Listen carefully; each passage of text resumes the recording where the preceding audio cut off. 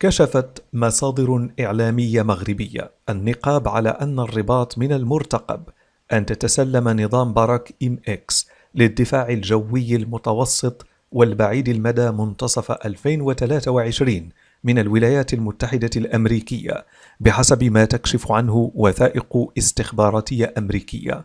وذكر موقع فارماروك اليوم أن اسم المملكة المغربية ظهر في الوثائق المسربة من البنتاغون، أنها مستفيدة من صفقة تسلح ضخمة يرتقب أن تتم في حزيران أو تموز من هذا العام.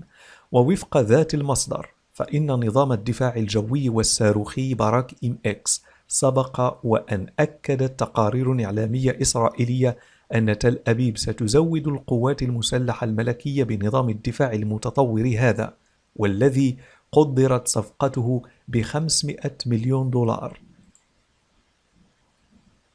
على صعيد آخر، ذكرت صحيفة الأيام 24 المغربية نقلا عن مصادر إعلامية إسرائيلية أن شركة صناعات الفضاء الإسرائيلية، وهي شركة لصناعة الطائرات الإسرائيلية يرأسها عمير بيريتز وزير الدفاع السابق للدولة العبرية،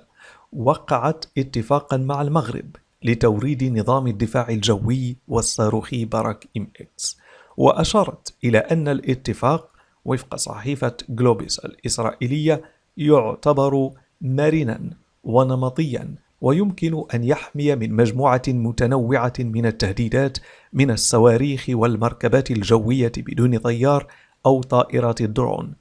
ويأتي الكشف عن استعداد المغرب لتسلم نظام باراك إم إكس للدفاع الجوي المتوسط والبعيد المدى من الولايات المتحدة الأمريكية أياما قليلة بعد الزيارة التي قام بها مدير وكالة الاستخبارات الأمريكية ويليام بيرينز إلى الرباط، ولقاؤه مع المدير العام لمراقبة التراب الوطني المغربي عبد اللطيف حموشي. وكان منسق منطقة الشرق الأوسط وشمال أفريقيا في مجلس الأمن القومي التابع للبيت الأبيض بريت ماغورك قد زار الرباط في كانون الأول ديسمبر 2022 لعقد مشاورات رفيعة المستوى، واندرجت المشاورات الأمنية ضمن الدينامية الهادفة إلى تعزيز العلاقات، وذلك على الخصوص من خلال الزيارة الأولى إلى المغرب لرئيس هيئة الأركان المشتركة الأمريكية